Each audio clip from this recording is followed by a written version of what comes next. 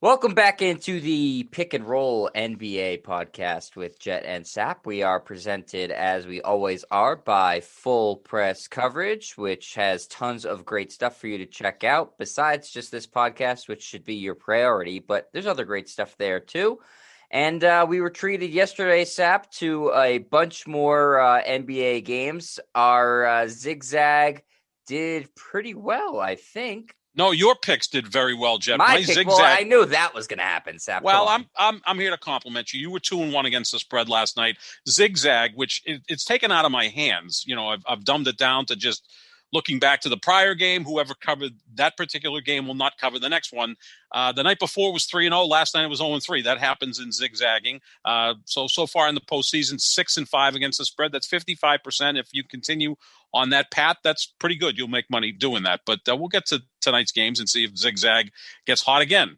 But I'm better against the spread than the zigzag. So far, yes. Yep. Yeah. Absolutely. You were 3-0 the night before. You were 2-1 last night. You said the Lakers would cover, and you said that Denver would win at Portland. We were both wrong with Miami and Milwaukee. Milwaukee just blew their we'll doors get into out. that in a little bit. But, yeah, man, were we wrong. But, man, Sap, I'm scorching hot. Scorching you hot. are. People should listen to me for their NBA picks. Right. And, all teams should listen to me when I'm evaluating their rosters. Hint, hint, Celtics. Sap, the past couple of days, we've spent talking a lot about race relations in regards to the NBA, and then, sort of going city by city.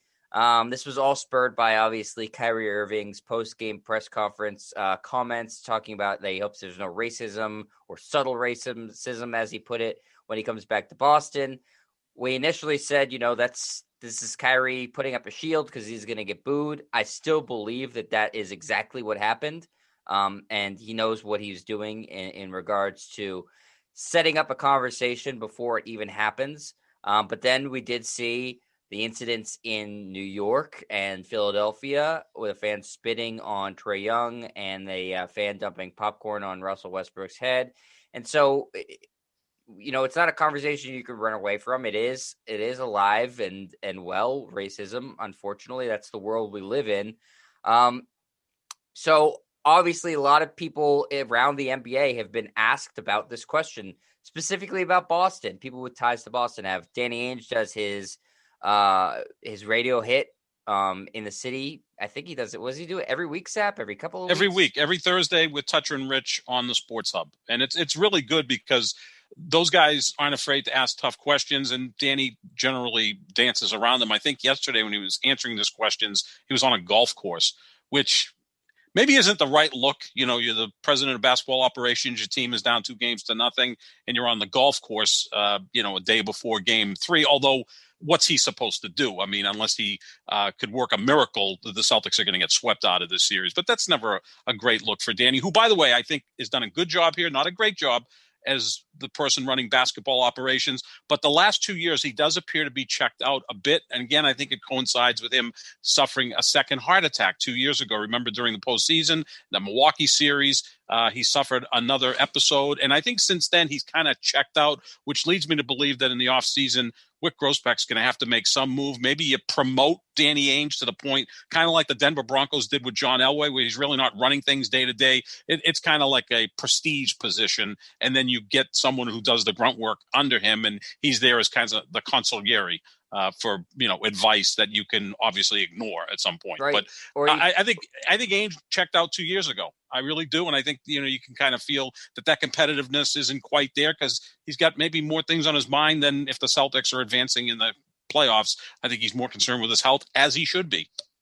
Yeah, I definitely think that there's a large degree of, not that he doesn't care outright, but that he doesn't want it as much, and it's not as motivated, and that does happen, especially when you're at the same job, for a long period of time. So Danny Ainge was asked about Kyrie Irving's comments and asked about what he's heard from players, because like I just said, he's been here for a while now. He played in Boston, and I think has been with the team for a total of 26 years. 26 years, right. 8 as a player and 18 as its chief executive. So he was asked about Kyrie's Kermit comments, and this is what he had to say. I I think that we take those kinds of things seriously. I have never heard any of that from any player that I've ever played with in my 26 years in Boston. I never heard that from Kyrie, and I talked to him quite a bit. So I don't know. As far as I'm concerned, it doesn't matter. We're just playing basketball. Players can say what they want. So the problem with this, and obviously he prefaced it by saying we take this very seriously, which of course the Celtics do, and the Celtics have, if you're grading teams' race relations, they have an A+ as an organization. They you can't have a better reputation than the Celtics do when it comes to an organization and how they've dealt with racism. They've been, since basically their founding, top notch. But the city we of don't Boston, know about recently, though. We don't know about recently, because if they're tone deaf to this, then they're not doing their job, right? I mean, if these are concerns with players and somehow Danny Ainge isn't hearing this, well, that's on him or Brad Stevens. And to just talk about what Danny Ainge was as a player, he was a feisty guy, right? So he would be a villain on the road and a hero at the old Boston Garden. He did play in 3 finals against the Lakers in 84, 85, and 87. I'm assuming he heard some racial bullshit during those finals, because I was there and I heard it. And I was just covering it. I wasn't a player on the court, and I wasn't close to fans like he probably was, because there was a lot of racial tension when the Lakers and Celtics played in the finals. The Lakers were considered the black team. The Celtics were considered the white team because their best player was white. The Lakers' best players were all black. And there was a lot of racial tension back there in the 80s. But again, that was 35 years ago. I think everybody kind of like let it go over their head and maybe forget about it a little bit, because we weren't as sensitive as we are now. But for Danny Ainge to come out and say that in 26 years with the Celtics, he never heard of this, I think that's being insincere and tone deaf. Yeah, I can see what you're saying there, Sap. In terms of the him playing and not hearing it, I do think some players just are so focused on the game that they don't even hear anything around them. I'm not saying that that's necessarily Danny Ainge, but I do think that you're not paying attention sometimes to what people are yelling, especially, in those Lakers games. If it's a finals game, I don't know that you're focused on anything but the game. But that has nothing really to do with this, because really, Sap, the issue is that one of his own players, Marcus Smart, said he had an incident, and he actually put out a piece months ago about an incident that happened outside of the Garden. It didn't happen during a game, with a woman we talked about this the other day, Sap, was it a traffic stop or something like that, where she yelled the N-word to him. He said now that Marcus Smart has been asked further about this and said he has heard stuff at Celtics games. So yeah, it's a bad look for Danny Ainge to be saying one thing while one of his own players is saying the other thing. And Marcus Smart, is Mr. Boston, loves Boston, has a T-shirt from his own T-shirt company that says, "I love Boston, Boston loves me." So I don't think he has anything against the city or anything like that. He's just speaking his truth. The thing with that is, and Marcus Smart posted this in the Players Tribune back in October, and then he accompanied it with a video which he posted on Instagram. And I remember reading the piece on the Players Tribune and watching the video that he put forth on Instagram. This was back in October. So I saw it, and I'm just, whatever the hell I am, a provocateur or whatever you want to call us. We do podcasting, and occasionally I'll write columns. I'm not in there covering the games like I used to.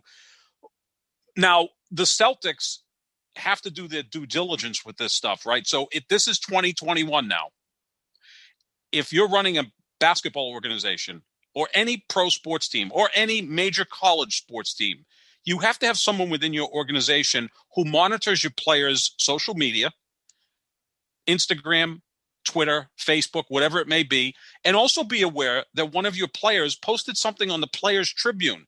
This wasn't just a blog. The Players Tribune, carries some cachet, right? I mean, it was founded by Derek Jeter. People will go to that to read pieces because they're written by the player, maybe with some assistance, maybe not, but they're authentic and they're raw. No one in the Celtics organization knew that Marcus Smart posted this in the Players Tribune or had an Instagram post, a video version of it. They have to have someone doing that, whether it's in the communications department, media relations. Hell, I don't care. Have an intern. And their only job is just monitor the players' Twitter handles, Facebook, Instagram, and just see what's being said by the players or about the players. I'm not saying you have to go all like the Stasi in East Germany back in the 70s and 80s where you're monitoring these guys 24/7. No, I'm not saying that. But you have to understand what these guys are going through. The commissioner of basketball last year said, I don't know why so many of my players are so unhappy. You would think they have a great life playing basketball, make a lot of money, a lot of adulation from fans. A lot of it has to do with social media, that the likes of Kevin Durant's constantly fighting with people on social media. And he's not the only one. There are other players. It's just that he's the most visible one. That's a bad look for the Celtics. They've got to be more proactive with this. I'm not saying Danny Ainge has to follow the players on Twitter or Brad Stevens. Hell no, they're busy doing other things. In Ainge's case, hitting the links. But someone in the organization has to be charged with monitoring what's going on with the players so that they can nip it in the bud. Once that piece came out in the Players Tribune, someone in the higher ups of the Celtics, whether it was Wick Grossbeck, Danny Ainge, Brad Stevens, someone higher up had to have approached Marcus Smart and say, Marcus, let us know when this happened. Let's try to rectify this, and let's get that message out there that we do not tolerate this. I think they were tone deaf, and I think Danny Ainge was very tone deaf when he was on Toucher and Rich just yesterday. It was a horrible look, to the point, Jet, where I'm going to go maybe hyperbolic on this.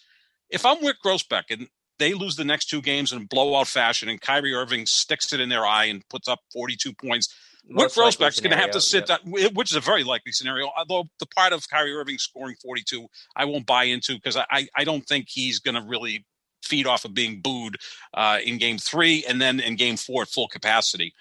But if that happens and it's a bad look for the Celtics and they're like the least competitive team in the postseason, and then all of this is taking place and no one reacted to what Marcus Smart wrote just 7 months ago, this could cost Danny Ainge's job. I think if Wick Grossbeck looks at this and says, man, this guy's just not with it right now, he's not all in, I'm not going to fire him. I'm going to promote him to, czar of basketball, or do what they did with Red Auerbach when Rick Pitino came. They just gave him a fancy title and get someone else to run the basketball operation. And it may even impact Brad Stevens, because this, besides the team looking like it's just absolutely quit on the coach, now it looks like the organization is just not connecting with the players. That's a real problem.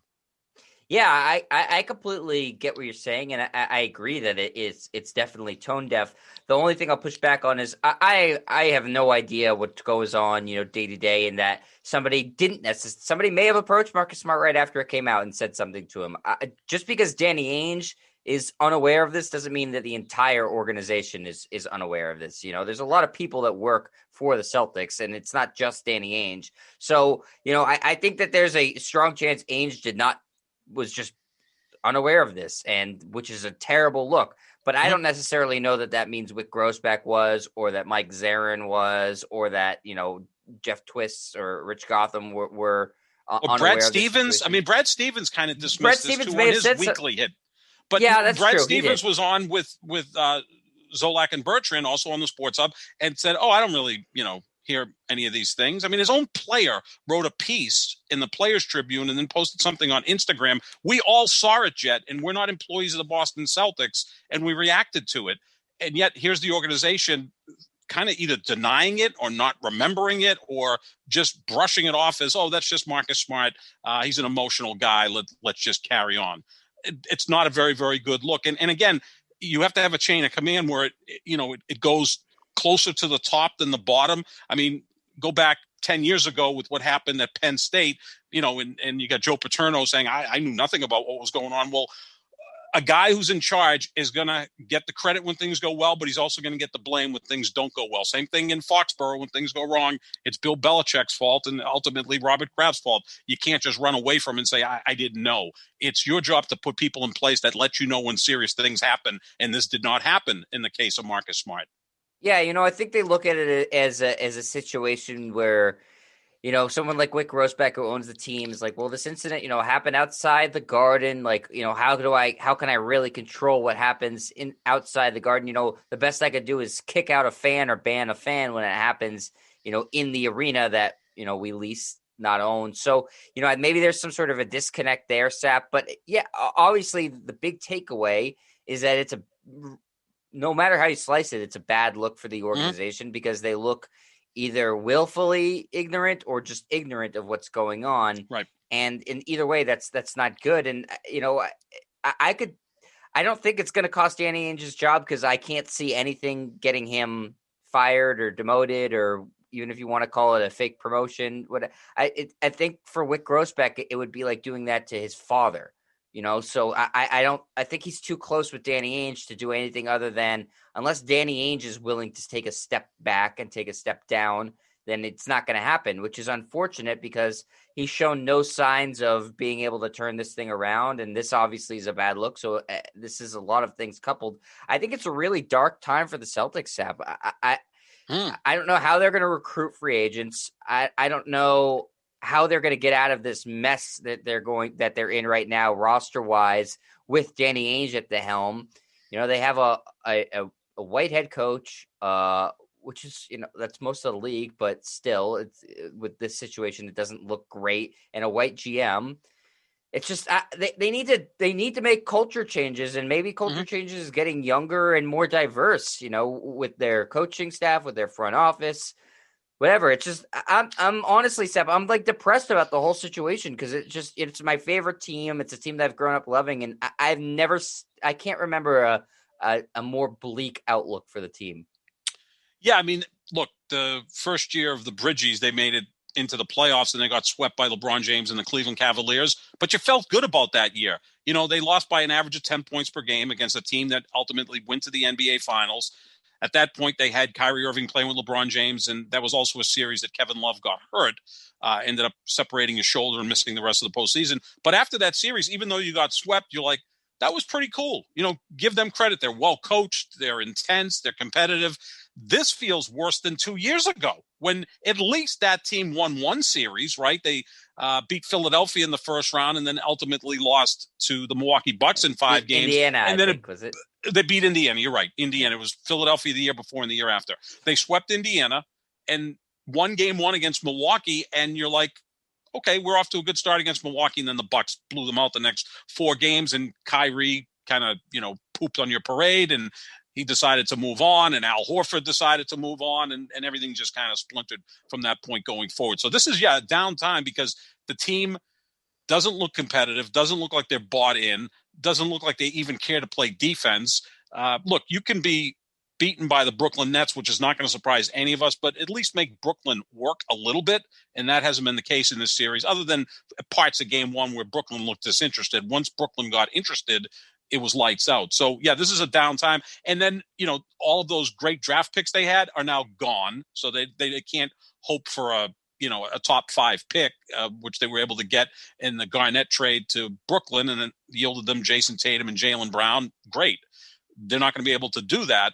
And again, what free agents are coming here? They signed 2, I'd say, second-tier free agents when they brought in Al Horford and Gordon Hayward, and both left. Right? Yeah. Neither one wanted to say and sign another contract. Kemba Walker they got, and look, that may be one of the worst contracts in all of basketball.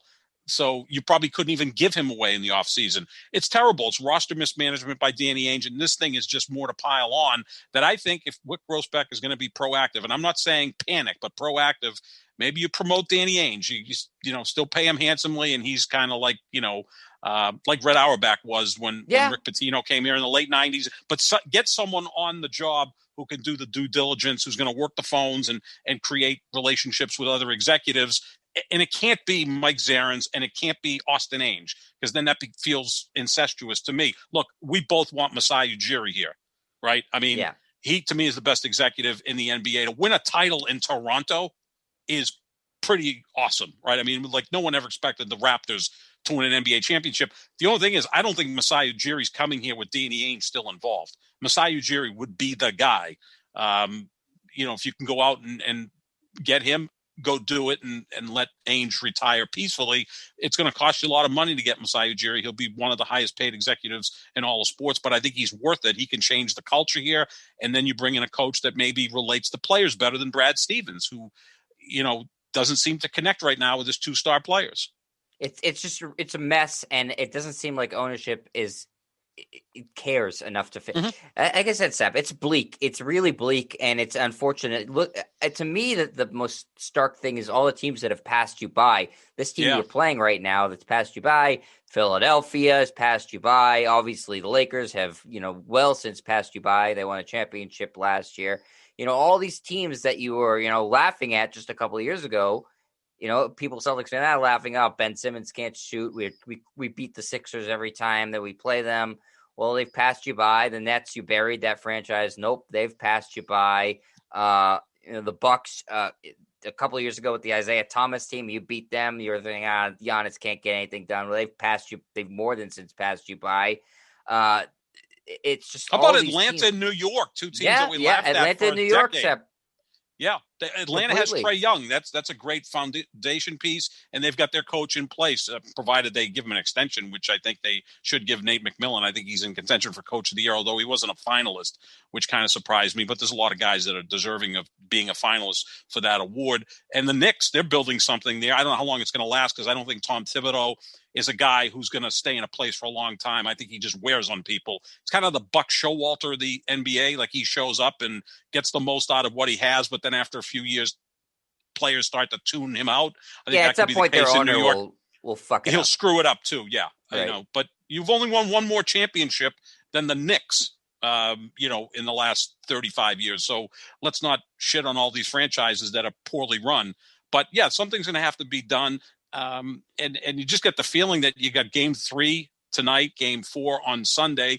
Sunday's going to be a full house, and they're going to be focused on booing Kyrie Irving, and rightfully so. And like Kyrie said earlier in the week, let's hope it doesn't turn into belligerence or racism or anti-religion. Let's hope that the fans stay away from that, because there's been plenty of fans in other NBA cities that are kind of, picking up this narrative by acting like assholes as well, not to mention Philadelphia and New York, but also in Utah, which is no surprise because Utah has problems with race relations as well. And I know you want to talk about that briefly. But yeah, this is a bad look for the Celtics, and especially if they lose both of these games by 20 plus points and Brooklyn makes it look like it's the Globetrotters against the Washington Generals.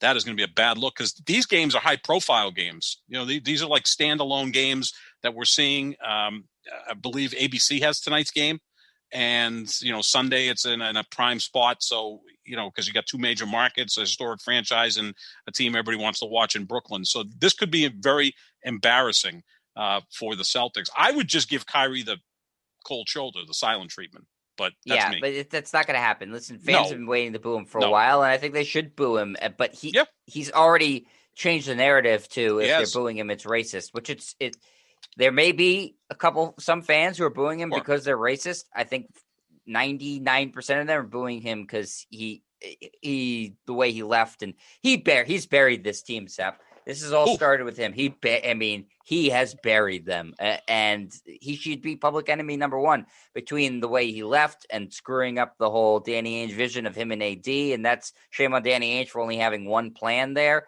And now this, he's reinstituted this narrative and all this discussion again. Now Danny Ainge looks bad. The organization looks bad. Man, Kyrie has buried this team. He must hate the Celtics something fierce, Sap. The Celtics need an exorcism at this point to rid themselves of Kyrie Irving. It feels like The Exorcist, right? You've got, you get that wicked spirit inside of you that you want to have out. Because when he came here, I remember the original press conference, it's like Kyrie, Gordon Hayward. You had drafted Jaylen Brown the year before, Jason Tatum that particular year. You had some other nice pieces, Marcus Smart and Al Horford, and then you signed a nice piece in Marcus Morris. You had a really good roster. And in the first year, you got to the conference finals without Kyrie Irving, with the game 7 against LeBron James and the Cavaliers. Going into the next year, the Celtics were the favorites to win the Eastern Conference, because they'd gone to game 7 against Cleveland with Kyrie Irving not playing. Now you're going to have him the next year. You just assumed, well, they're going to take care of business, and they ended up losing in the second round to Milwaukee. And really, I know they got to the conference finals last year. And most people think they lost to an inferior team in Miami. You can have that debate. I think those two teams are pretty equal, as we've seen this year, that neither one has made a dent in the playoffs. They're probably both going to get swept at this point.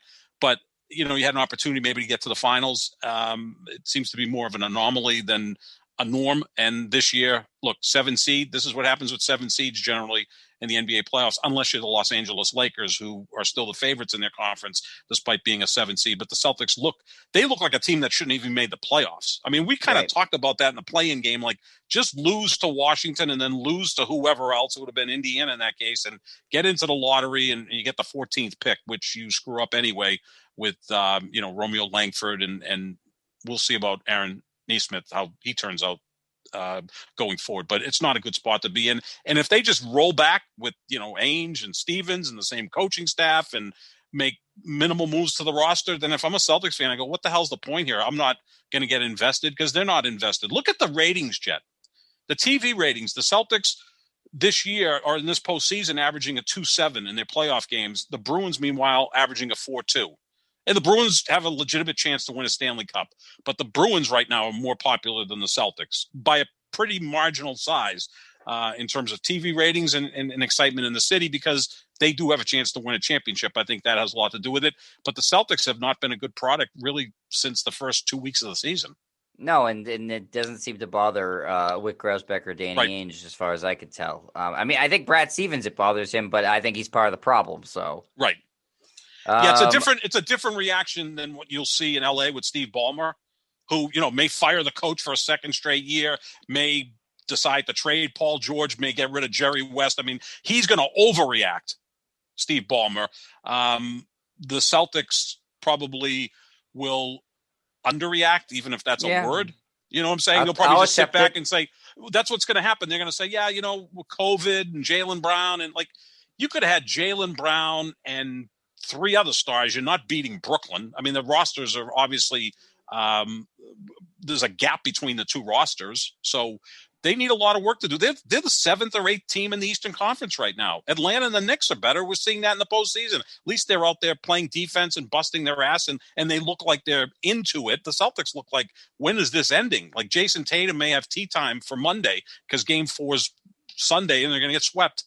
Yeah, and the last thing I want to say about the Celtics, Sap, is that I see this is the narrative that the media is building, and it's they had to come up with some way to write this off, because they circled the wagons for the Celtics, and that it's, Brooklyn's basically unbeatable. When they have these 3 guys are healthy, no one can beat them anyways. So no shame for the Celtics losing to this team.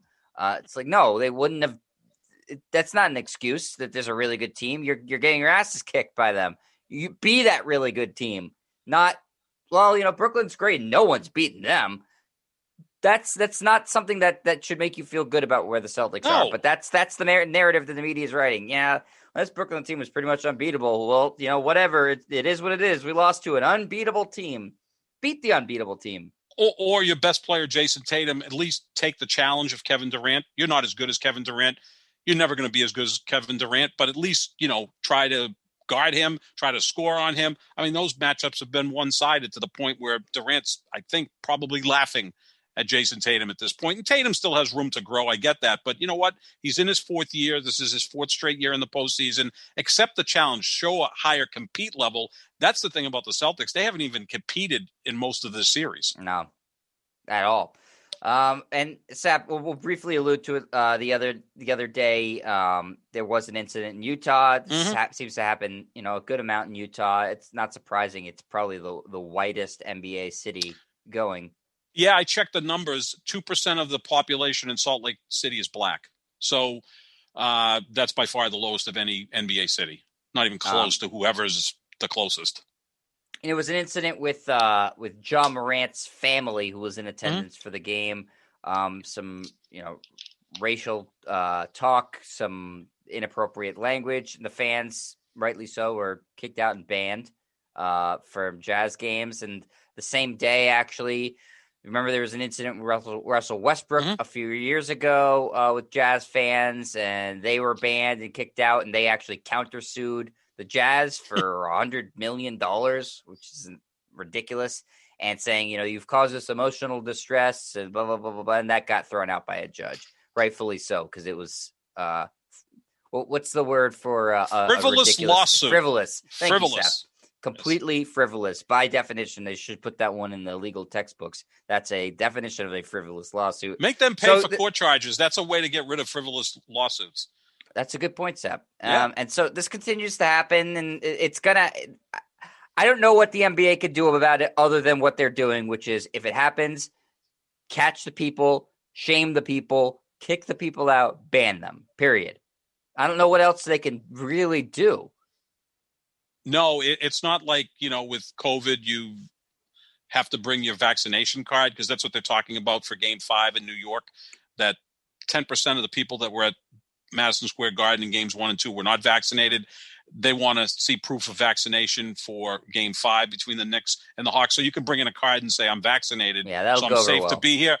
But you can't do that when it comes to racism. We can have a questionnaire for every person that comes in, or have a lie detector test and hug see this if they're black racist. person, right? Right. Yeah. I mean, who's your favorite president? If you don't answer Obama, then you're a racist, which is absurd. You don't have to. You can dislike President Obama. I didn't. I love President Obama, but you can dislike him and not be a racist. I mean, but there are people that didn't like him because they were racist. Right. It's complicated. Name 5 black celebrities. Right. Yeah. Question. Exactly. Yeah. Chris Rock, Denzel Washington, and we'll go on from there. But you can't legislate that. So look, there's 20,000 people in the stands on a given night. I know with the pandemic, I haven't kept track of exactly every stadium, what they're doing in terms of numbers. Yeah, they're all different.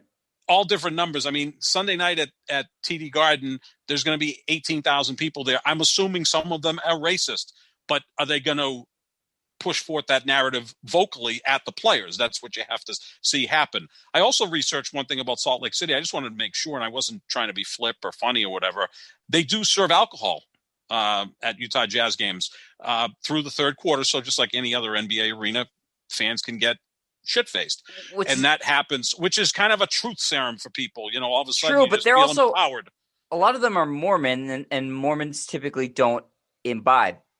Yeah, I mean, I think the real Ainge doesn't drink. Mitt Romney doesn't drink. No, but I'm Those sure are only 2 Mormons I know off the top of my head. There's not a lot. That's about Jim McMahon was a Mormon. He definitely drank. The former quarterback of the Bears at BYU. In fact, when he was at BYU, they hated him because he was like, passed out on the professor's lawn, shit-faced, and they're like, this guy's the BU quarterback. He can't act like that. But there's also non-Mormons in Salt Lake City. So I don't know. If they're serving beer, they must be selling it. So I'm just thinking that, some fans get liquored up and they decide to attack Ja Morant's family and start using the N-word and some sexual deviance. So that's not good. And again, we're not hearing all about how racist Salt Lake City is. The thing with Salt Lake City is because only 2% of the population is black, you probably don't hear a lot of stories about it because there's not as many people to offend as, like Northeast cities or a city like Detroit, which has a majority black population, where there's going to be more incidents because there's more black people. So, the same and thing the 2% SAP is the Utah Jazz. That's what, and the players on the Jazz, right? Yeah, exactly. That's what makes up the Donovan Mitchell, black, and if say his parents moved there to support him, it's not a heavily black community, and isn't this the place where Michael Jordan got poisoned in the NBA Finals? I mean, we hear about allegedly. The flu game. Allegedly, it was the flu game. He had food poisoning. He was shit-faced, whatever it may be. Could you imagine if a black player got poisoned in Boston? It would be tied to race. But Michael Jordan got poisoned out the city, and they would send us into the ocean. But it happened in Salt Lake City. And it was like, well, it was just kind of this rogue pizza guy who may have coughed on the pizza. I don't even know. The story has been retold so many times. I don't think anybody knows what the case is. Some say he was drunk or hungover. Some say he was poisoned. Others say whatever. But you get my point. If that happened here, it'd be like, I can't believe this happened in Boston. Someone poisoned a player. And look, Boston's had its issues for decades. We know that. Well publicized. But why, as we said yesterday, why in Philadelphia someone throwing popcorn on Russell Westbrook is fans misbehaving, or a fan in the front row or the second row from the court spits at Trae Young? That's fan misbehaving. But when it happens in Boston, it's racial. Right. I heard somebody ask Adam Jones, who's not the baseball player, the radio host here in Boston, that pretty much same question, Sap. And Adam Jones just flippantly said, because it's worse here. I was listening to that, and I agree with Adam Jones on a lot of things. I did agree with them on that. You have to go a little deeper than that. That's a simple answer to just say it's worse here. Have we all been to every city? I mean, I haven't. I don't think anybody has. I'd like to maybe you could talk to sports writers who covered teams that have gone to a lot of different cities. I mean, I'd like to, maybe bend the ear of someone like Bob Ryan, who's covered sports for 50 years and been to every city in America and see what the vibe is in other cities. To just blatantly say, well, it's just worse here. Well, that's just a blanket statement with it may be true, but it is kind of lazy. And again, I do like Adam Jones a lot. I think he and Christian Arcan, a friend of ours who we work together, you at EEI and me at Boston Hell Radio, I think they do a fantastic job, but I can't agree with them on that. I think it's a little deeper than that. See, that's the thing about this. We were texting back and forth, and I was also texting back and forth with my nephew, who actually is more liberal than you. You guys would get along great.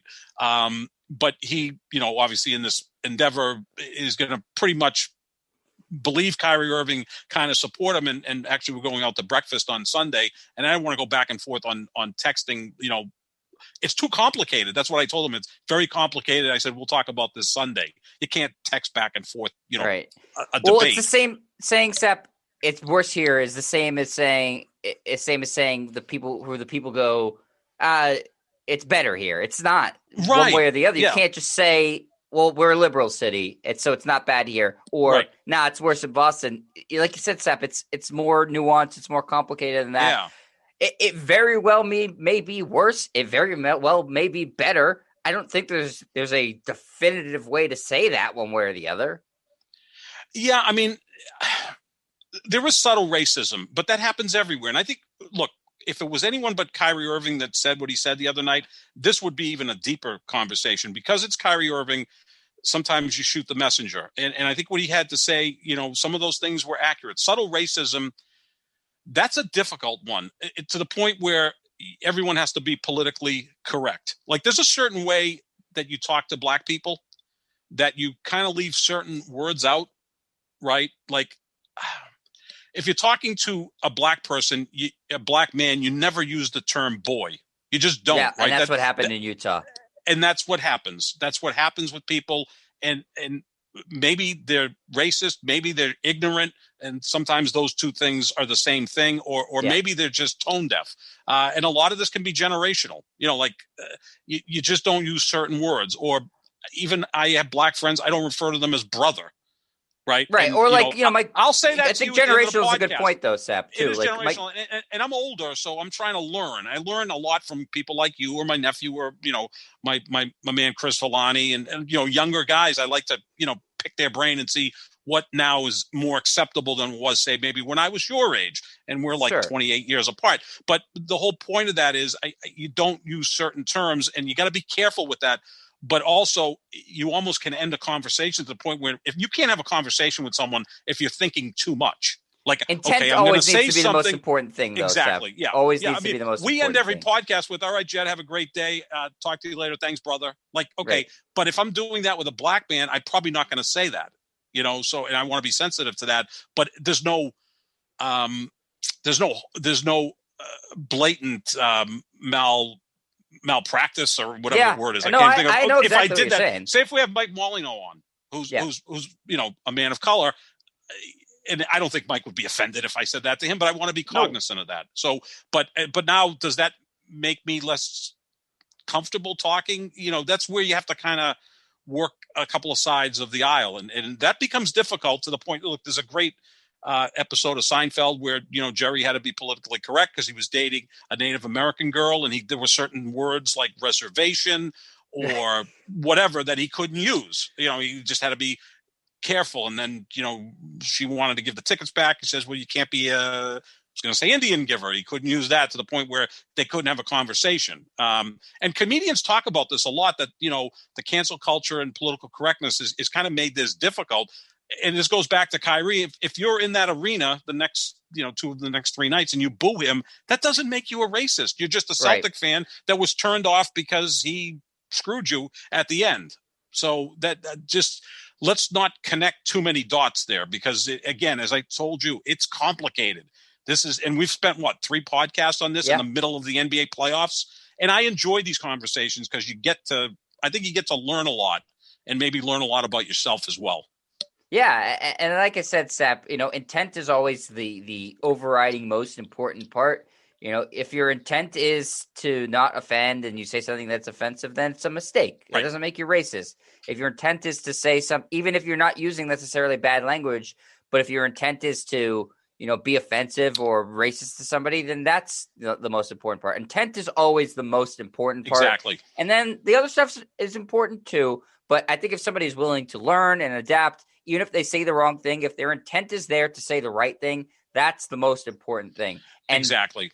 Booing somebody, booing Kyrie, there may be some people who are booing him because he's black. I said this at the beginning, I think the vast majority, 99% of the people are booing him because he screwed the team over, not because he's black. So he's built this narrative as to no matter what the Celtics fans do, he's going to say at the end of the game, I think there was racism. They're booing me because they're racist. Because I don't think he's a unique case. He's a unique case with this. He is. And in general, if you're booing an NBA player, an NBA star, 9 out of 10 times you're going to be booing a black man.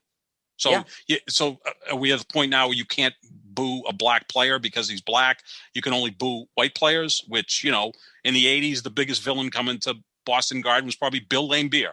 And he ate that up. He was the villain of the Detroit Pistons because he knew if he was the villain, it kind of shielded Isaiah Thomas, who was their best player. I just want to run one more story back to you. Yeah. Before we get into, recapping the games last night and previewing tonight's games. Johnny Carson, the king of late night, he was an icon to the point where in his heyday, he was responsible for 25% of NBC's revenue. Just think about that. 1 hour a night was responsible for 25% of the entire network's revenue. That's phenomenal. It's how popular he was. Eddie Murphy would come on. And Eddie Murphy, he was as big as Michael Jordan and as big as Michael Jackson in the mid-'80s. Those were like three icons. An athlete, a musician, and a comedian. They were at the peak of their powers. And Eddie Murphy would come on, and he was the biggest movie star in Hollywood at some point. Beverly Hills Cop, Coming to America, those types of movies, which were excellent. And he was making a ton of money. And Eddie Murphy was on with Johnny Carson, and Johnny Carson, who, again, was at that point a 60-year-old white guy from mid-America. He was from Nebraska. He said, now, what's a cat like you going to do with all that money? And Eddie Murphy perfectly just went into a black guy routine and said, well, I'm going to buy me some really fancy hubcaps and a big Cadillac. And he played along with it. He wasn't offended by it because he's a comedian. And his way of doing it is to be funny back at Johnny. And then by the end of it, he goes, Johnny, you should talk. You make, $250,000 for a weekend in Vegas, which back 35 years ago was like making $2 million a weekend. So that was a good conversation. If that type of conversation happened today, someone would be canceled, and it would lead the news fired. Saying Johnny Carson offended a black man, and then the black man offended the other guy, and it would be a huge topic. Now that's how sensitive we are. So we've got to evolve from that, but we can't evolve to the point where we can't speak to each other. And then at this point, and there's less speaking than ever before, Jet, because of technology. We don't, in the old days, if we're watching a Celtics-Lakers game, we'd be watching it together or we're on the phone talking about it. Now we just text, so that's not the strongest form of communication because times you can get lost in textlation. And especially last night when I was concerned about you because you were really angry that the Lakers were winning. I thought you may have been drunk by the third quarter, and you were texting me that, LeBron, I'm sick of hearing about his difficult path. He's got another cakewalk to the finals, which is fine with me if that's the case. But you were very angry. I was very, very concerned last night. Yeah, I was very angry. Yes. And so, Seth, the last thing I want to say is that, yes, the cancel culture part, I don't want to sound like I'm on Fox News because I think there's good aspects of it too, that people who deserve it should be. And, that Donald Trump getting kicked off Twitter isn't cancel culture. He incited a riot. Exactly. That's not canceling him. He did something wrong. He paid the consequence for it. That should be the thing. But if you're saying, for something innocuous, like that conversation you just said with Johnny Carson and Eddie Murphy, if it's something like that, then there's no reason to cancel anybody over that. So then you need to find the middle ground. With all this stuff, there's nuance, and so that is lost on a lot of people, unfortunately. Yeah, Bill Maher has talked about this so often, and Bill Maher is one of my favorite people to listen to, that he stopped going to college campuses. He was booed at the University of California, which is one of the most liberal universities in the country, was booed by the students because he had said something about someone. And it was it's just a little like, out of control. he's a comedian. He's there to make you laugh. Like, you have to suspend disbelief. I'm not saying that, you have to be guttural and start using the N-word like Michael Richards did, Kramer from Seinfeld, who we haven't heard from since, or anything like that. But, let the comedians be comedians and be funny. And you have to develop your own filter and know, okay, this is just a bit they're doing, or this is fun. We don't have to cancel everybody. Yeah. All right, Sab, let's get to the games that happened last night. Now that we've had, this conversation for the third day in a row, and who knows, maybe tomorrow we'll be talking about it too. The first game of the evening was what we thought would maybe be the best game of the evening. And in fact, it turned out to be by far the least intriguing one, as the Bucks just roll over the Miami Heat in Miami, 113-84. It wasn't even that close. And the Bucks are now up 3-0 over the team that beat them last year. And the Bucks are looking as good as they've looked all season long, Sap. They have been as dominant against Miami as Brooklyn has been against the Celtics. And I think we both agree that Miami's better than the Celtics, because you'd normally expect some compete level by Miami. But the last two nights, the last two games, Milwaukee just obliterated the Miami Heat. And the interesting thing is here, we're both fans of Drew Holiday. You probably more than me, and you kind of introduced me to him a little bit when we were with Herald Radio. You got to watch out for Drew Holiday. He's a winning player. He plays defense. He does everything. Do you realize in this series, the Milwaukee Bucks have outscored the Miami Heat by 65 points in 3 games? When Drew Holiday is on the court, they've outscored Miami by 88 points. When he's on the bench, Miami's actually outscored Milwaukee by 23. Wow. I'm not huge on plus minus. I think sometimes there's other factors, but that's pretty awesome. If you're a fan of Drew Holiday, I think in the playoffs it's a bigger deal, Sap. Those plus minus numbers. Yep. You look for these. He's a steadying presence. He's a veteran. Yes. He's been in the league. He's been in the playoffs multiple times before. He's going to bring it on both ends of the court. So you trust him. I think Giannis had a lack of people he trusted basketball-wise. And this roster, I think he trusts. He's got the guys who he has played with before, Middleton, Lopez, who he's developed with trust over the years. Eric Bledsoe was so inconsistent that, and they got rid of him and they got Drew Holiday, who's just a much better version of Eric Bledsoe. Bledsoe is a damn good defender too, but not as good as Drew Holiday, and he's a streaky shooter, and Holiday's more reliable. Holiday's just a better version of him all around. And then you have some of these young guys like DiVincenzo, who didn't play particularly well last night, but I think Giannis is starting to trust him more. And you have other veterans you brought in like PJ Tucker, who's going to bring it and play with full effort. Yep. It's a well-constructed team, Sap. Give them a lot of credit. They didn't panic after losing in the second round last year. They said, okay, let's target Drew Holiday. He's going to be the kind of guy that's going to fit in with us. I was so impressed with him in game 2 when, Barnes and Connaughton were raining threes. Drew Holiday only had 11 points, but that shows me a great leader. He's like, okay, I can get out of the way, set these guys up, let them beat the opposition. I think he had 17 assists that night. His assist numbers are great in this He's series. A guy that does it all, right? 12 last night. Yeah, so he's understanding, okay, I've got scorers now. And look, Milwaukee can shoot threes with the best of them, and that really opens up things for Giannis. Chris Middleton is an all-star caliber player. Obviously, Drew Holiday is an all-star caliber player. Look, I picked them to get to the finals. You've been high on them all year. That next series with Brooklyn, that is going to feel like a conference finals or an NBA finals. Yeah, I can't wait. That's going to be a great series, because I think Milwaukee's showing toughness. They play defense, and who the hell is going to cover Giannis in that series? Because one thing Brooklyn doesn't have is a rim protector, which they can kind of get by with against most teams because they'll just outscore you. But no rim protector with Giannis, that could be problematic for Brooklyn. Yeah, and Miami just has not lived up to their end of what we thought was going to be an interesting series here. Jimmy Butler played probably his best game of the series last night. He still wasn't that great, only 19 points. Adebayo, 17 points, 8 rebounds. Neither of them have brought it at all. Tyler Hero's been horrible for the most part in this series, only 9 points. He hasn't given them any sort of lift like he did last year in the playoffs. Duncan Robinson had a big game 1. He only had 2 points last night. They put Dragic in the starting lineup to try to get something going. That didn't work out. Miami, They look tired because they had, They do. they really picked it up at the end of the season. They just look overmatched. Milwaukee's just a better team, top of the bottom. We thought that they had a better team last year, and Miami upset them, if you want to call it that. And Milwaukee, to their credit, took this offseason and in the middle of the season, because they got PJ Tucker, they made a move to get him too, and said, we're going to tweak our roster to counter what went wrong in the playoffs for us last year or the past 2 years. And I think they've done a great job of doing that. And Miami is going to go back to the drawing board this offseason with a lot of questions, just like the Celtics are going to go back with a lot of questions, because they've been thoroughly outplayed in this series. Yeah, the only difference is I don't think it's from lack of effort. It's a lack of talent. With the Celtics, it's been lack of talent, but also lack of effort.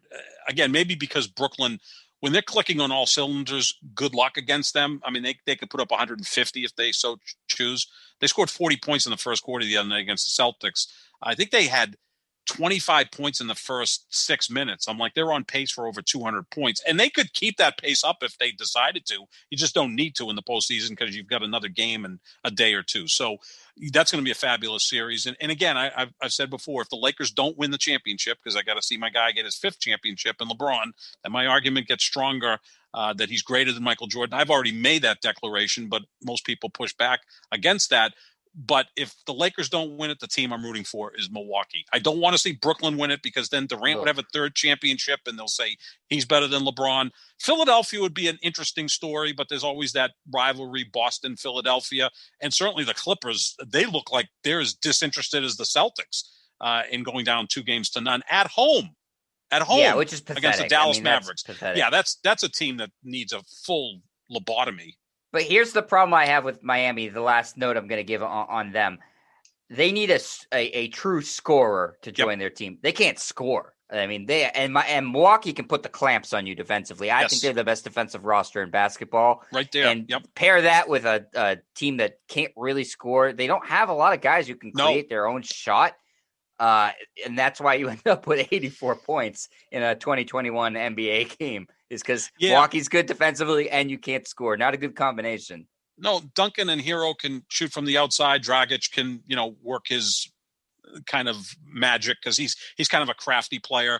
But yeah, they don't have a knockdown scorer. There's a reason why those 3 guys aren't all-stars. I mean, Dragic made it once, but made it once. And Jimmy Butler, we love Jimmy Butler, but he's not a guy that's going to go get you 30 on a nightly basis. That's not his game. He does everything out there. But yeah, they could use a score. And again, it's a free agent destination. If Kawhi opts out, Miami might not be a bad option for him if he decides to opt out of the Clippers. Because I have a funny feeling if this Clippers team gets swept, Steve Ballmer's going to go into the locker room and flip out. And maybe players might say, let me get the hell out of here. And I would think they would try to move Paul George. My conspiracy, not a conspiracy theory, my rumor would be Paul George to Portland for CJ McCollum and something else. I think that would be a good trade for both teams because both of those teams need to shake things up. They might just do it even. They're not that far apart. I think George is a little bit better, but McCollum seems to be, more of a confident player than Paul George. Jet, I think I'm more confident a player than Paul George. I mean, he's got all the physical skills you want. He just sometimes doesn't act like he's one of the best players in the league. But that would be an interesting trade because McCollum would probably fit better with Kawhi if Kawhi stays with the Clippers. And look, Dame Lillard's the alpha in Portland. He needs a true number 2 guy, and Paul George might be that guy. But that's for the offseason. All right, let's go into this your Lakers game, Sap. As like I predicted, the Lakers would have no problem with Phoenix. They controlled this one for most of the second half, I'd say. Yeah. And really, what the story again was, Anthony Davis, unlike in Game 1, was dominant in this game. 34 points, 11 rebounds. And Phoenix doesn't have an answer for it. They didn't get Chris Paul is, I don't know what percentage he is, but it's less than 50. Booker was not good enough last night. He also got ejected late in that game. And Ayton has probably been their maybe most consistent player. Probably been the best player, except on the defensive end. He's a liability there. I mean, he doesn't really defend the pick and roll. The Lakers scored every basket of theirs in the third quarter in the paint. That's when LeBron got ultra aggressive and decided to go to the basket, where he's pretty much unstoppable. I think the greatest driver of the basketball in the history of the sport, and he showed that in the third quarter. Anthony Davis was unguardable. So DeAndre Ayton does a nice job, decent rebounder, really good on offense because he's got a nice touch around the basket, has some nice moves, keeps that ball high up in the air, which you try to teach all the bigs. Not all, follow through on that, but he's got a lot of skills. He's just not very good on the defensive end. And we see why Anthony Davis is one of the 5 or 6 best players in the world when, healthy and focused and motivated. He's impossible to deal with. And then you got LeBron. And then I thought Dennis Schroeder had a really nice game. If he plays to that level, they're going to be tough to beat because the other guys, KCP, who hurt his knee, and Kuzma couldn't buy a basket, but he got some rebounds. You just ask those guys to kind of fill in the gaps. But I've said this a million times. 2 things the Lakers do pretty much every night: play defense and rebound. That's their calling card. It's like a football team that plays good defense and can run the football. Now you're just hoping the passing attack is up to par. The Lakers were 7 for 28 from 3 last night, and they still won going away. I mean, if they ever start hitting threes, they're going to be a really tough team to beat. I feel confident now. You've been confident since the start of this series. You said 5 games. I still think I give Phoenix a puncher's chance, but in one game, I don't think they can come back and win the series. Chris Paul's playing at probably 40%. And that's not an injury you can recover from in the playoffs. You're going to get bumped at some point. And if you're the Lakers, you're a pretty smart organization. Dennis Schroeder or someone's going to be banging into him. And Chris Paul plays to contact. He's not just a guy who stands out on the perimeter. He gets in. He's been a detriment this series. He has been. He was minus 20 last night, Jet. Minus 20. He's hurting Cameron Payne hasn't played poorly. He got hot in the fourth quarter. I'm like, this guy's going to bring him back. He cut it to 8 with a couple of threes. Chris Paul's great on the court in terms of his knowledge, but I don't care if you're Einstein out there. If you can't shoot and pass and dribble, you're a liability. Yeah, so what I was texting you when I was angry last night is that it's just Phoenix was such a fraudulent team, and I know the series isn't over yet, but I've said it's been over for a while, and it is over. It's not that good of a team. It really isn't. Their record is far better than the team indicates, and ESPN and Yahoo and NBC put out their lists of who can win a championship, and everybody said, "Oh, Phoenix and Utah, they could do it this year." No, they can't. I know what a championship team looks like in the NBA. This is not what a championship team looks like. It's not that different. The way this bracket is working out for LeBron and the Lakers is not that different from the stuff that he faced in the Eastern Conference. This is a little bit of an unusual first-round matchup, and that's more difficult than what he typically would have faced in the East in the first round when he was dominating the Eastern Conference every year. But from there on out, it just gets easier and easier for them. So I don't want to hear, and I said this to you in a text, about LeBron's a really hard road to the finals. I don't think this is that hard of a path. Phoenix had a good regular season. The record was nice. I'm looking at the roster. It's not that impressive. It's really not.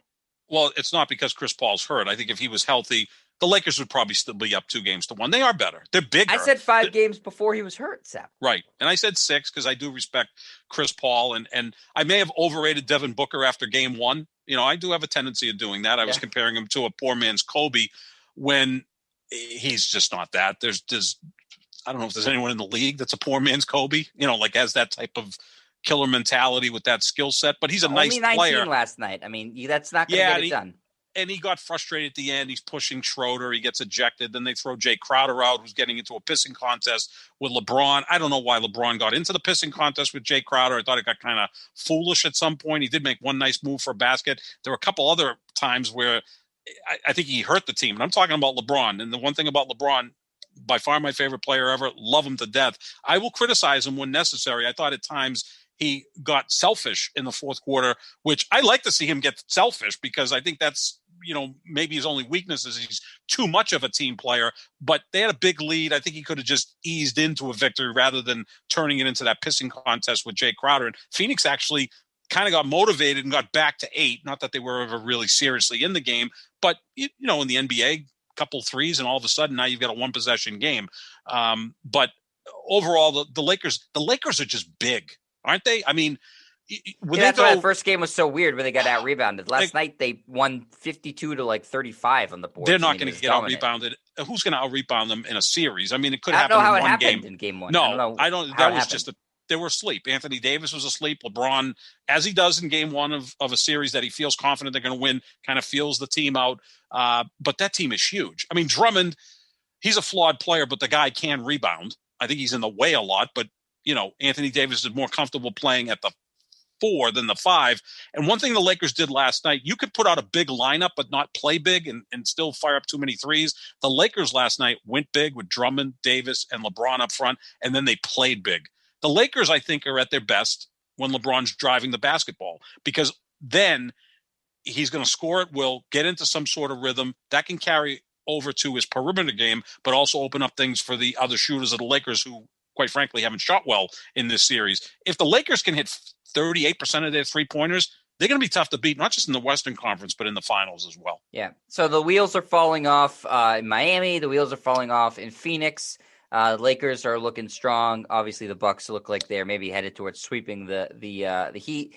And in one of the most competitive series last night, we saw the Nuggets come out on top in Portland, 120-115, in a good game that will henceforth be known as the Austin Rivers game. Yes. Where Austin Rivers decided to take the fourth quarter and go absolutely ballistic from 3. He finishes 5 of 10 from the 3-point line with 21 points. But as usual, this game came down to the two, superstars in it. Nikola Jokic, 36, 5, and 11 for him. Dame Lillard on the other side, 37 points, 5 assists, 2 rebounds. And those guys continue to battle it out, and this continues to be a very intriguing series. But the thing that, like I said, Seb, that gave Denver ultimately the lift enough to win this game was Austin Rivers. In a start, by the way, he's starting on this team. He was waived by the Knicks and then went out of the league for 2 months. Yeah, he was sitting by his phone for 2.5 months waiting for a call, then got a 10-day contract with Denver. And one thing about Austin Rivers, he's never shied away from big moments at all. I mean, if anything, he's maybe too confident for his skill set, but he's not afraid to take big shots and be out there in big moments. I think he played pretty well with Houston last year in the playoffs, did some nice things. He's a nice piece to have. I've always thought he was an underrated player. He's not. He was the number 1 recruit in high school. He hasn't lived up to that. He was a lottery pick. He hasn't lived up to that. No. But he's not a guy who should be out of work for 2 months in the NBA. He's a good player that can play, obviously, meaningful minutes in a playoff game. You don't think he would help the Celtics? I mean, he's better than they've got guys coming off the bench right now. Everybody off their bench, yeah. Yeah, I mean, you and I could help the Celtics at this point. At least we'd give a care. I'd probably suffer a major coronary 2 trips down the court, but I'd give it an effort. But with Austin Rivers, he's always in a tough spot because of his dad.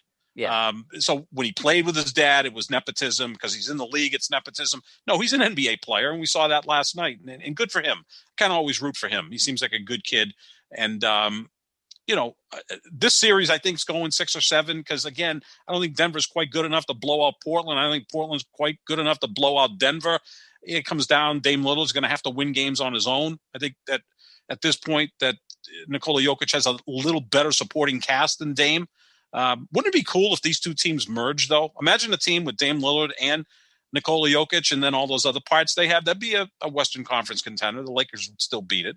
But they're both flawed teams, kind of like the Hawks and the Knicks in the Eastern Conference. That's why I think those are going to be the 2 longest series here in the first round. Yeah, I mean, that would make sense. And I think there are major flaws to their roster. Yeah. And I've talked about this since the beginning of the season. They both made errors in not trying to get James Harden because they would be right in the thick of it instead of, okay, whoever gets out of this will just, lose in the next round to the Lakers. Yeah, which is going to be the case. Whoever wins this series plays the Lakers. The Lakers beat both of these teams last year in 5 games in the Western Conference. So maybe that path is opening for LeBron to get back to his 11th NBA Finals. It is, Sap. It's not a difficult path. I don't want to hear it. Enough of LeBron's path. Easy path. Yeah, kind of like Tom Brady all those years in the AFC, right? Well, those at least are a one-off. You True. Could play poorly. When you have a 7-game series, you can have a stinker of a game like the Lakers did in game 1 in the Sun series, and it doesn't really matter. Well, LeBron, if it was a football player, would have a bad first quarter and then right the ship from quarters 2 on, kind of like Bill Belichick's done in his Super Bowl run with the Patriots. 9 Super Bowls with Brady, they've scored 0 touchdowns. That just blows my mind. And actually, Brady needed to get away from Belichick to actually score first quarter Super Bowl touchdown. He did that last year to Rob Gronkowski. They both needed to get away from Belichick to do that small accomplishment. But yeah, no, this is opening up for LA without question. And back to Portland.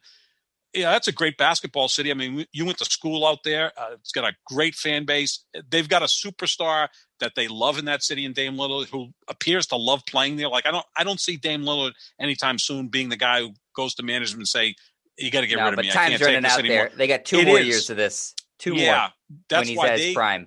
That's why these teams have to be proactive, Jet. Right? I mean, we went back to our earlier conversation about the Celtics with the Marcus Smart situation. You got to be proactive. And if you're the Portland Trailblazers, you got to do something in the offseason. You know, if it is trading CJ McCollum for Paul George, and again, you know, maybe you have to give up a little bit more because I do think Paul George is the better player. But I think now you put Dame Lillard with Paul George, that might be a nice combination because now there's some pressure off of Paul George because I think Dame Lillard's one of the better leaders in the NBA. Yeah, for sure. I really think he is. He's, you know, I always put LeBron, Steph, Dame Lillard. Jimmy Butler, I put there. He's just not quite the caliber player of those guys. And Paul George no longer playing at home. You know, I think there's pressure for playing. There's pressure there. And it may have happened with Kawhi, too, although we never know about Kawhi because he shows no emotion. He doesn't feel pressure. And doesn't speak. He's a cyborg. But I wouldn't be shocked if Kawhi at the end of this goes, this guy Steve Ballmer was a little bit too much. And, you know, I'm going to move on. And, you know, he can opt out and sign with maybe the Knicks or whoever. But, yeah, that's going to be an interesting series. And we've got, you know, some pretty interesting games tonight, including your Celtics playing the Brooklyn Nets. I don't know how interesting that's going to be other than we're going to just monitor what the crowd does when Kyrie touches the ball. Let's wrap up these games last night. The first game is going to be 7:00, the Knicks and the Hawks in what is probably going to be the most competitive series, either that or the one we just talked about with the Blazers and the Nuggets. The Knicks and the Hawks are at 1 game apiece. Game 3 is now in Atlanta, where the Hawks are favored by 4.5 points. Sap, give your pick. The zigzag says take Atlanta because the Knicks covered last time. I see a lot of close games in this series, but I'll go with Atlanta. I think whatever crowd will be there will get them pumped up. Maybe Julius Randle will play better than he did in the first 2 games for the Knicks, being away from the Garden. Let's not forget, most of the games this year were without any fans in the stands. Right. All of a sudden, you get to the postseason, and there's 15,000 Knicks fans just absolutely jacked for that game. Maybe it's unnerving for some players, but I'll go with Atlanta. According to the zigzag, I'll lay the 4.5. Yeah, I'm going to take Atlanta with the points. I think they win this guy by about 8 to 10 points. Okay. I like Atlanta's roster better, even though I picked the Knicks in this series. I still am going to stick with the Knicks, but I think this is a game that Atlanta takes after losing the last one. Yeah, I think being at home will help them. They're a younger team. I think it's nicer to, you know, those role players play better at home. And if they can get them going, Atlanta should win this game. So I'll take them. All right, the 8:30 game, unfortunately, is the Celtics and Nets. That is Brooklyn up 2-0. They are in Boston now. Kyrie will get booed. The Nets are favored by 8. I'll go ahead and spoil this and give my prediction first. The Nets with the points all day. Take it. The Celtics have yet to play competitive against this team all year long. So 8 would be, I think, the lowest margin of victory for Brooklyn on the year. This line should be like 12 or 13, right? I mean, there's obviously a major talent gap between the two teams. One seems locked in, ready to win a championship. The other one looks like it wants to go home. The Celtics don't have their second best player. Kemba Walker is questionable for tonight's game. So, you know, Jason Tatum can go out and score 45 and they still could get blown out. The zigzag says take the Celtics plus 8 because they didn't cover the last game. So I'll take the Celtics plus 8 for no reason other than the zigzag, because your mind would say Brooklyn's going to win this by 20 points. The thing is, in gambling, you're just taking the points, though, right? You're not taking the Celtics. No, I don't think they're going to win. No, that would shock the hell out of me. But I'll take the Celtics plus the points based on the zigzag. And also, in gambling parlance, when everybody agrees on something, go the other way, because when people agree that much, they're generally wrong. They don't build those big casinos on the backs of winners. They build those casinos on the backs of losers. I'll take the Celtics plus 8 in this game. Keep it somewhat close, or maybe get that haunted backdoor cover where, Brooklyn's up 14 in the final 2 minutes and Celtics hit, Aaron Naismith hits a couple of threes to cover the line or something along those lines. I could see that happening, but I feel pretty confident saying the Celtics will get blown out for the what would be the 6th consecutive game against the Nets. And man, it's just been this is a rough series. This is the last thing I wanted to happen. It's not a good matchup. No, it's not. In addition to being a matchup of, arguably the best roster, at least the best big three in basketball against a depleted roster, that's bad enough. But even if both teams are healthy, it's a bad roster for the Celtics. They just don't have answers for Durant. Kyrie, it's miserable. It's a bad matchup. All right, we'll end with the Clippers and Mavericks. The Mavericks, surprisingly, everybody is shocked by this. They're up 2-0, and now they get to go back home and play in Dallas. Though for some bizarre reason, Sap, it is the Clippers who are the 2.5-point favorites in this game. Go ahead, Sap, give your pick. I'm just trying to figure out the Clippers are favored in this game. Again, it's a must-win game for them, but so was Game 2, and Dallas beat them by 6, and Luka was brilliant again. Clearly, Luka's the best player in this series. He doesn't play defense like Kawhi Leonard, but maybe it's not that far apart because Luka's just destroying the Clippers, whether it's Kawhi, Paul George, Pat Beverly, whoever they put on him. He's manhandling. He's scoring and also assisting the ball. Dallas is shooting 3-pointers at a very high rate in the series, over 50%. I don't know if that keeps up, although they are going home. The Clippers, I think, are the most overvalued team in the NBA when it comes to point spreads. I mean, they are considered like the best team in basketball in terms of what Vegas says about them. Last year in the postseason, they were favored by more points over Denver in the second round in those games than the Lakers were favored over Denver in the Western Conference Finals. And we know how those series ended.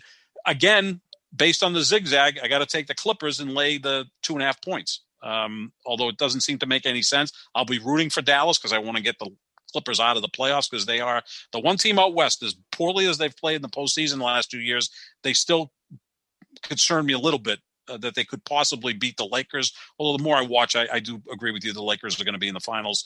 So I'll take the Clippers minus 2.5 points at Dallas. It makes no sense, but neither does the Celtics +8 make any sense. And according to Zigzag, you got to be very disciplined, Jet. That's what I'm picking. Okay, I'm going to stick with I'm going to stay with the Clippers as well in this game. I think this is their last stand. I think they lose the following 2. I mean, I'll see how they play tonight, but I think they'll lose the following 2 after that. So I do think they win tonight. So I have no problem taking them with the points there, the 2.5. Not obviously it's desperation mode, but they have enough talent to be able to take a game on the road. Yeah. And I think Dallas will maybe play a little bit looser now that they've won those 2 games. They know they have those in their back pocket. They won't have to play with such intensity. And I think the Clippers are going to win tonight. So I have the Nets, the Hawks, and the Clippers tonight. And Sap, you have the Nets winning, but the Celtics covering. Right. Bad decision. You have the Hawks winning and covering. Yep. And you have the Clippers winning and covering. Yep. All right. Those are our picks. That's our show. This is the Pick and Roll NBA podcast with Jet and Sap, presented by Full Press Coverage. Check out our Twitters. We'll make it nice and easy for you to find the link at JohnSap25. That's 25, and at Jet Stryer, JETSTRIAR, which is also the YouTube version of the show, youtube.com/Jet Stryer. Same spelling. All right, everybody, enjoy the games tonight. If you're a Celtics fan, try not to be too miserable. I can't really speak for myself. I'll be completely miserable, but don't be like me. Do what I say, not what I do. And enjoy your weekend, everybody. Yeah, it's Friday. Enjoy your weekend. See ya.